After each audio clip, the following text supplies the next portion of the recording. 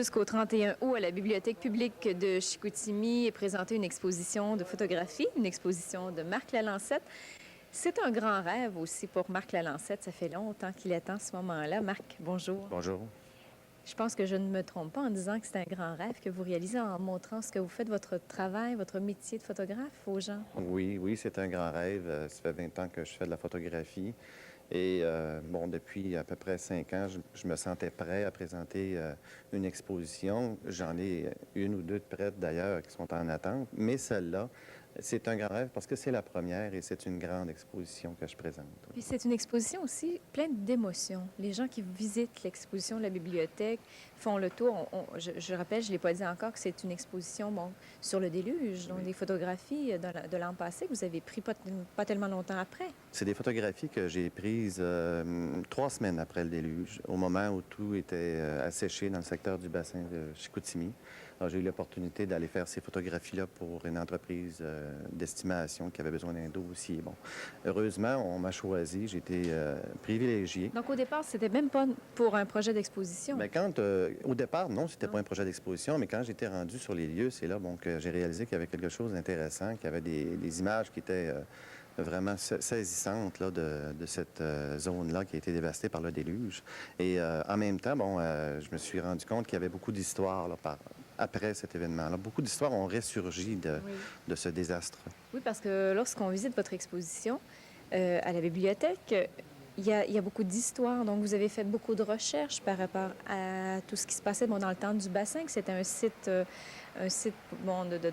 pour les Amérindiens. Donc, là, on retourne dans le passé. Oui, quand j'ai vu les vestiges de ce secteur-là, ça m'a donné l'idée, oui, une exposition, mais pourquoi pas raconter l'histoire. Alors, j'ai fait des recherches je me suis justement rendu à la bibliothèque de Chicoutimi faire des recherches sur tous les auteurs de la région qui ont présenté des documents concernant ce secteur-là en particulier. Et j'en ai sorti, 12 époques. Parce que, le thème de l'exposition, c'est les 12 époques du bassin, 24 témoins du déluge et un patrimoine à rebâtir.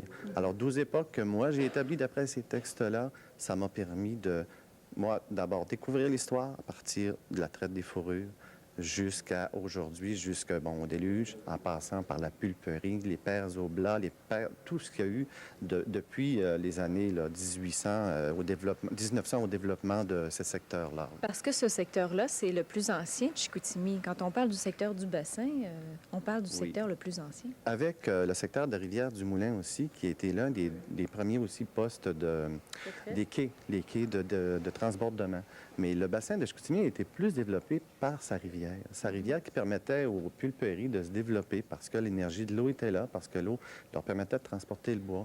Alors la pulperie qui a été développée par Peter McLeod et les Price, et aussi le Price, leur secteur de développement qui est dans ce secteur-là aussi. Alors ça, tout avec le pont et les structures de centrales hydroélectriques qui ont permis, grâce à la rivière, de développer ce secteur-là. Tout le monde s'installait près de ce secteur-là. Alors, tout le monde et tous les gens de l'époque, au début du développement, se trouvaient pour la plupart dans cette zone-là parce que tout était là, le travail était à côté et tout le monde était à pied. Alors, il fallait développer des structures. Ah oui, il fallait absolument que la démographie se fasse aux alentours de ces usines-là qui étaient en construction. Vous parlez de ces 24 photos, mais lorsqu'on arrive à la bibliothèque, il y a une horloge. Oui. J'aimerais que vous me parliez de cette horloge-là. Je ne sais pas si on a des images, mais on invitera les gens à aller la voir. C'est une pièce très artistique. Oui, c'est quelque chose qui me tenait beaucoup à cœur parce que c'est la pièce maîtresse de l'exposition. C'est une horloge, c'est une plaque d'aluminium de 6 pieds de diamètre. C'est très, très grand. Là-dessus, j'ai monté une douzaine de photographies circulaires avec de l'équipement, l'objectif de type fish eye. Alors, c'est 12 photos qui forment les 12 chiffres de l'heure. Ces 12 photos représentent les 12 époques que moi j'ai établies, d'après les auteurs de la région. Et chacune de ces 12 époques, de ces chiffres de l'heure, sont accompagnées de 2 parchemins, un parchemin par photographie. Alors, les 24 photographies ont chacun leur parchemin qui raconte l'histoire du bassin de Chicoutimi. Cette horloge-là, elle a aussi en son centre la pulperie de Chicoutimi parce que c'est le cœur du développement du secteur du bassin. Alors, c'est celui qui a été le plus diffusé, c'est lui qui est le plus connu, mis à part bon, les pulperies de Price qui étaient là quand même un peu avant.